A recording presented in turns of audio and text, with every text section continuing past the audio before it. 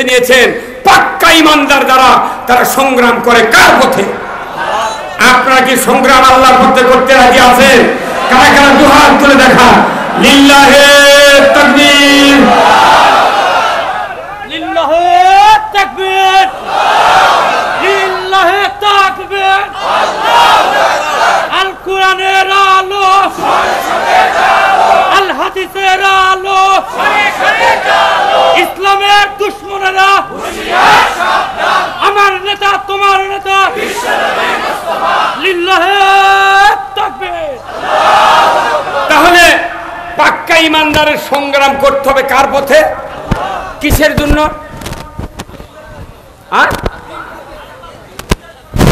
এই যে এক একজনের এক উত্তর হতে হবে। আমি কোরআন পড়ি, উদ্দেশ্য ইসলাম বিজয় করা। আমি তারাবি পড়ি, ইসলাম বিজয় করা। মাদ্রাসা করি, ইসলাম বিজয় করা। মসজিদ করি, ইসলাম বিজয় করা। আমি হজ করি, ইসলাম বিজয় করা। আমি ইসলামের যে কোনো কাজ করি, উদ্দেশ্য থাকতে হবে ইসলাম বিজয় করা। বাংলাদেশে প্রায় এই 54 বছরে 26 লক্ষের উপর হাজি আছেন, যারা হজ করেছেন। হাজি ক্যাম্প থেকে তালবিয়া পাঠ করে মক্কা মদিনা ঘুরে আসেন। ফেরত আসা পর্যন্ত ওনারা বলেন ইন্নাল হামদা ওয়ান নিয়ামাতা লাকা ওয়াল মুলক লা শারিকা লাক। নিশ্চয় সমস্ত প্রশংসা আপনার। কার? সবচেয়ে বড় নিয়ামত, যত নিয়ামত আল্লাহ আপনার আছে তার ভেতরে সবচেয়ে বড় নিয়ামত হলো আল্লাহ তোমার রাজত্ব। এই যতগুলা হাজি সাহেব আমার বাংলাদেশে আছে, ওই তালবিয়ার যদি অর্থ প্রত্যেকটা হাজির মুআল্লিম যদি বুঝে দিতেন, একটা মুআল্লিম বাংলাদেশে হাজি মতো।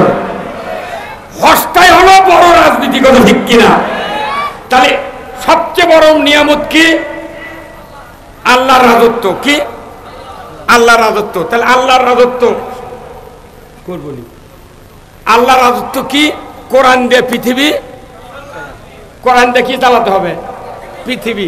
এখন এই পৃথিবী কোরআন দিয়ে চালাবেন, তাহলে এই আইনটা আপনি যদি কায়েম করতে না পারেন, আপনার ইসলামের নয় মুসলমানের চরিত্রের 16 আনায় ঘাটতি থাকে না।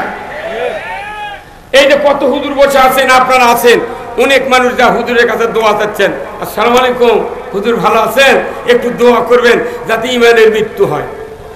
আচ্ছা, ইমানের মৃত্যুর জন্য দোয়া চাইলেন, এই দোয়া চাওয়া কি ঠিক হলো? এই কথা বল, এই দোয়া চাওয়া ঠিক হয়নি। আল্লাহর কথার সাথে আপনার কথার মিল হলো না। আল্লাহ নিজে বলছেন ইয়া আইয়ুহাল্লাযিনা আমানুত্তাকুল্লাহ হাক্কা তুকাতিহি ওয়া লা তামুতুন্না ইল্লা ওয়া আনতুম। যে তুমি মুসলমান হয়ে মরো, আর আমরা চাচ্ছি ইমানের মৃত্যু। কি আল্লাহর কথার সাথে মিলল? তাহলে মুসলমান হতে গেলে আপনাকে ইসলাম বিজয় করতে হবে, ইসলাম মানতে হবে। ইন্না দীনা ইনদাল্লাহিল ইসলাম। জোরে বলুন আল্লাহু আকবার। আমার দেশে দিন শব্দের অর্থ দিনই বাংলা করে না, দিন শব্দের অর্থ জীবন ব্যবস্থা। এক্ষুনি যদি বলি ভাই বলেন তো ইসলাম অর্থ কি, আপনারা কি বলবেন? শান্তি না, এটা ব্রিটিশ গভর্নমেন্ট বলে গেছে ইসলাম মানে শান্তি। Islam is the complete code of life. মানবতার জন্য ব্যক্তি, পরিবার, সমাজ, রাষ্ট্র, অফিস, আদালত, কোর্ট কাছারি, অর্থনীতি, লেনদেন, ব্যবসা বাণিজ্য, সকল জীবন বিধান আল্লাহর পক্ষ থেকে যা এসেছে এর নাম হলো ইসলাম। আর এই ইসলাম যদি না মানা হয়, মানুষ মুসলমান হতে পারবে? তাহলে আপনি মৃত্যু ইমানের চালেন কে? এই হুজুর কথা বলেন কেন? তাহলে এটা একটা ভুল করলাম আমরা বাংলাদেশ জামাত ইসলামী, ইসলামী ছাত্র শিবির আপনাদেরকে বাঁচানোর জন্য, নিজে আমরা বাঁচানোর জন্য, মুসলমান হয়ে মৃত্যুর জন্য আমরা ইসলাম বিজয় করতে চাই। এখন যদি মনে করেন যে এটা রাজনৈতিক কারবার, তাহলে এটা তো কিরকম হয়? তাহলে যারা মসজিদে মসজিদে ইমামতি করতেছেন, আপনারা তো আরবি দিয়ে হ্যাভি রাজনীতি করছেন। এই বাংলাদেশে ভোটের মধ্যে বলেছিল হ্যাভি ওয়েট প্রার্থী। কতক্ষণ হ্যাভি ওয়েট প্রার্থী মানে কি? আমরা যখন বক্তৃতা করেছি, নেতারা এসে বলছে আপনারা আমাকে বিপুল ভোটে বিজয়ী করেছেন। তখন মুখের দিক থেকে শরম লাগে আমার, একটা ভোট কেউ দেয়নি। মানে একটা ভোট কেউ দেয়নি, সেন্টার দেয়নি, ব্যালট পেপার নিজেরাই ঢুকাছে, আশা করছে বিপুল ভোট। তার মানে এই জাতি একবারে পাগল বানাছে, এত আতঙ্ক সৃষ্টি করেছে যে ওরখানে ভুল ধরা। আচ্ছা বলেন তো, উমার ফারুক ছিলেন অর্ধেকটা পৃথিবীর বাদশা। একদিন উনি মসজিদে খুতবা দিতে উঠেছেন, ওনার গায়ের জামাটা একটু লম্বা। এক যুবক সামনে বলছে যে হুজুর আপনার সাথে একটু কথা। কি? আমরা এক পিস করে কাপড় বাছি, আমাদের জামা ছোট, আপনার জামা বড় হলো কেন? তখন উমার ফারুক বলছেন দাঁড়াও তুমি। মুসল্লিরা বলছে আজ শেষ। উমার ফারুক আর শেষ করবে। তখনই ওনার ছেলে বললেন এ উত্তর আমি দেব। আমি যে কাপড় পেয়েছিলাম ওই কাপড়টা আমার আব্বাকে দিয়েছি, উনি যেহেতু খতিব মসজিদে নববীর, যাতে আর জুব্বাটা একটু লম্বা হয়। আল্লাহু আকবার। তখন কি উমার ফারুক ওনার নামে মামলা দিছে? এই কথা কর। আরে মামলা দিতে দেওয়ার দরকার, সিটি দিবের পারিস নি তোরা। এই বাগমারা হুজুর দোয়া করছে, মাবুদ বঙ্গবন্ধুকে যারা সপরিবারে হত্যা করেছে তাদেরকে জান্নাতুল ফেরদাউস দিয়া দাও। ওখানে মামলা দেওয়া লাগতো, ওখানে মামলা দেওয়া লাগতো কিনা? শিক্ষা প্রতিমন্ত্রী রৌমারীর উনি মোনাজাত করেছেন যে বঙ্গবন্ধুকে জাহান্নামের উচ্চ মোকামে জায়গা, মামলা ওদের নামে করা উচিত ছিল। ওই রকম দোয়া যদি জামাত ইসলামীর কেউ করত, কোন মসজিদের ইমাম করত, ওরা তো তখনই পিঠে পেট ফাটা ফেলে দিত। তারপর আল্লাহর সহ্য হয় নাই, একটা আয়াত কোরআন শরীফ আছে সূরা আর রহমানের ভেতর, ইয়া মাশারাল জিন্নি ওয়াল ইনস ইন ইসতাতাতুম আন তানফুযু মিন আকতারিস সামাওয়াতি ওয়াল আরদ ফানফুযু লা তানফুযুনা ইল্লা বিসুলতান। আল্লাহু আকবার। এই বাংলাদেশের 18 কোটি মানুষ, কেউ তাদেরকে লাঠি দিয়ে তাড়ানো হয় না। তারা যে অপকর্ম করেছে আল্লাহ এত ভয় পয়দা করে দিয়েছে, ওরা নিজেরাই আল্লাহর আনুগত্য না করার কারণে নিজেরাই দেশ থেকে দূরে যেতে বাধ্য হয়েছে।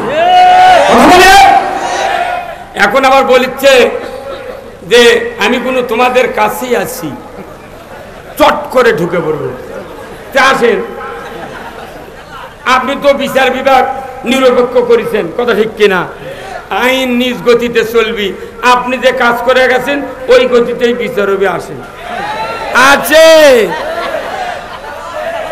বাংলাদেশের 18 কোটি মানুষ জুতাটি অপেক্ষা করছে।